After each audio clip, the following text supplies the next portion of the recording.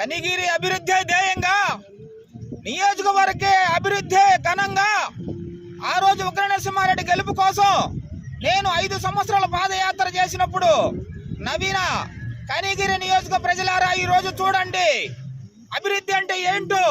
ఒక్క సంవత్సరంలోనే railway line కానీ, బైపాస్ రోడ్డు కానీ, మన కొత్తూరు రింగ్ రోడ్డు కానీ, మోడల్ స్కూల్ రోడ్డు కానీ, కస్తూర్బా పాఠశాల అదనపు గదులు కానీ, అట్లాగే నిమ్జు కానీ, అలాగే మన బయోగ్యాస్ కంఫర్ట్ గ్యాస్ ఫ్యాక్టరీ కానీ ఇట్లా అభివృద్ధి ధ్యేయంగా పనిచేస్తున్నటువంటి ఉగ్ర నరసింహారెడ్డి గారు ఒక్క సంవత్సరంలోనే ఇంత పని చేయగలిగారంటే ఇంకా మిగతా 4 సంవత్సరాలు ఉన్నాయి.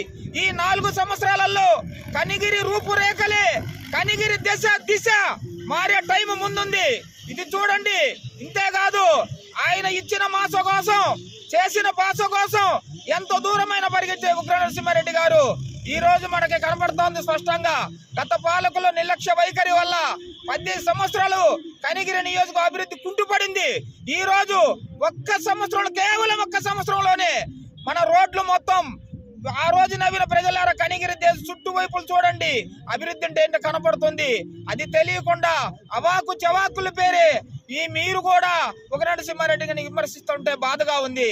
అంతేకాదు ఒక్క 1 year లో మీరెవరైనా ఎక్కడైనా చేసిన పనులు చేయలేదని నిరూపించండి.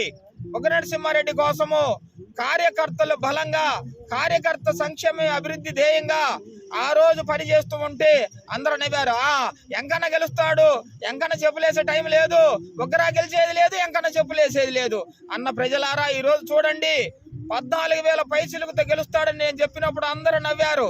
ఆయన నేను చెప్పినట్టే గెలిచాడు. ఎందుకంటే మనకు తెలుసు ఆయన ఏంటో. ఈ రోజు ప్రతి నెల 3వ శనివారము ఎంతో మంది అవతాతలకు కంటి చూపునిస్తా ఉన్నాడు.